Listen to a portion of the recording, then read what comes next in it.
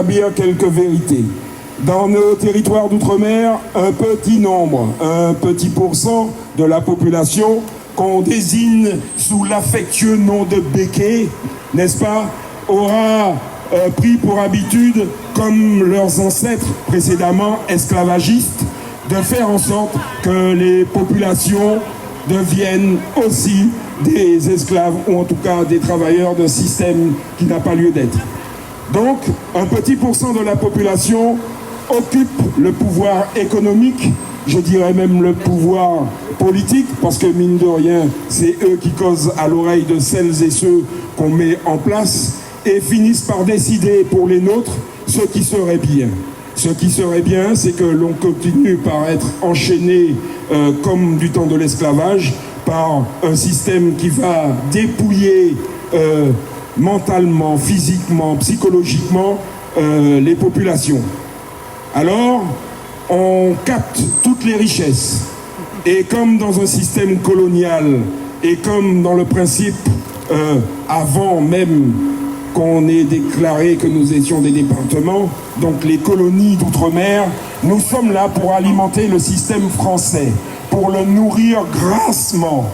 Alors, on va rétablir une petite vérité. Les outre-mer ne vous coûtent rien. Dites-le vous bien ça, mettez bien vous ça dans le crâne. Tout ce qui est produit chez nous est pris et capté par la France. Et on nous renvoie juste des miettes. Nous sommes juste bons, visiblement, à produire pour alimenter un système. Ces gens-là volent, ces gens-là vampirisent, ces gens-là sont comme des sangsues.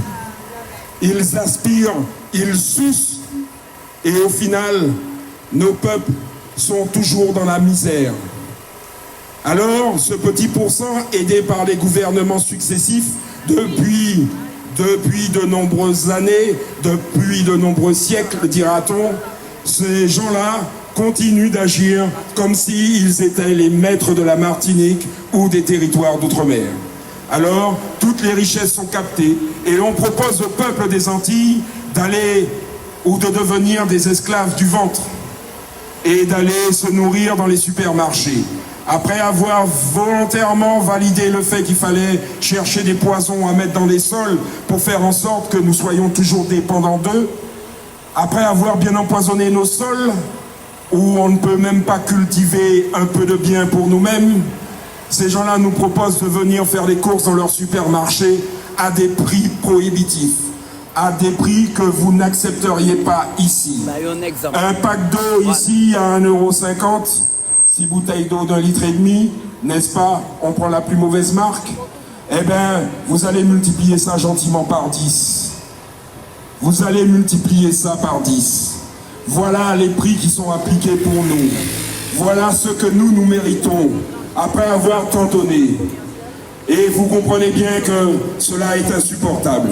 Alors, puisque vous avez des enfants en âge de comprendre ou qui sont à l'école, et puisque vous êtes des parents consciencieux d'élever vos enfants dans le respect, je vous invite à leur demander, à eux, de demander à leurs professeurs de leur apprendre la vraie histoire, celle qu'on ne vous raconte pas, celle qui n'est pas écrite dans les livres que soi-disant des vainqueurs écrivent, mais où finalement il n'y a que le mépris et jamais la réalité et la vérité.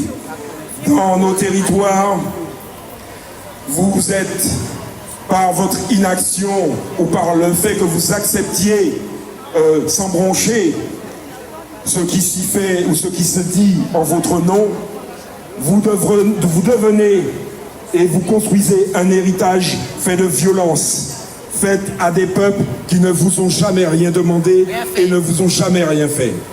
Voilà ce qu'il est de la réalité des territoires d'outre-mer. Et pourtant, vous trouvez tout à fait normal que ce qui est fait en votre nom puisse exister et puisse se faire sans jamais dire non, vous aussi.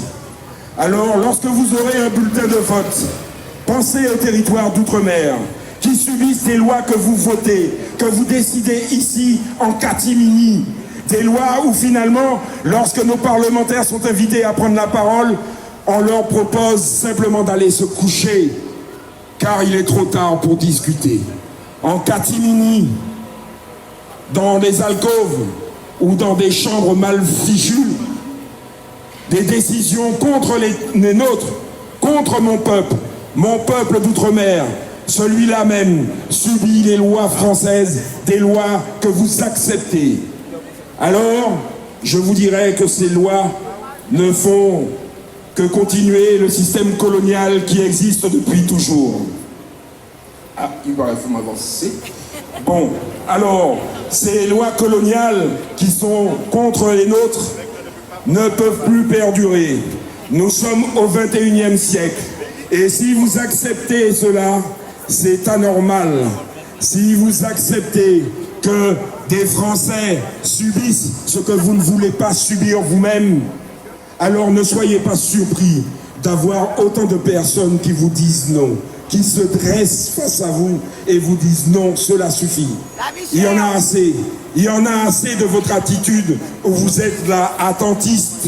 Vous êtes dans vos salons, devant la télé, à regarder une information qui ne correspond pas à la réalité. Les peuples d'outre-mer, pourtant des peuples français, sont ignorés. Aujourd'hui, il n'y a pas une seule télé ou une seule radio qui parle des peuples des océans. Pas une seule. Nous sommes invisibilisés et vous acceptez qu'une partie des Français n'existe pas à vos yeux.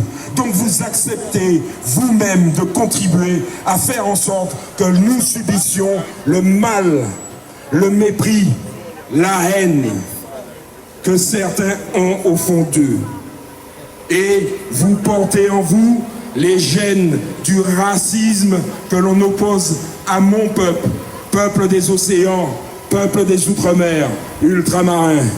Alors c'est jamais dit comme ça, c'est toujours au détour de quelque chose. Mais au fond de vous, qu'est-ce que vous faites pour changer ça? Dans les outre-mer, les groupes de la grande distribution se partagent les marchés. Ils se remplissent la panse, le ventre bien bedonnant.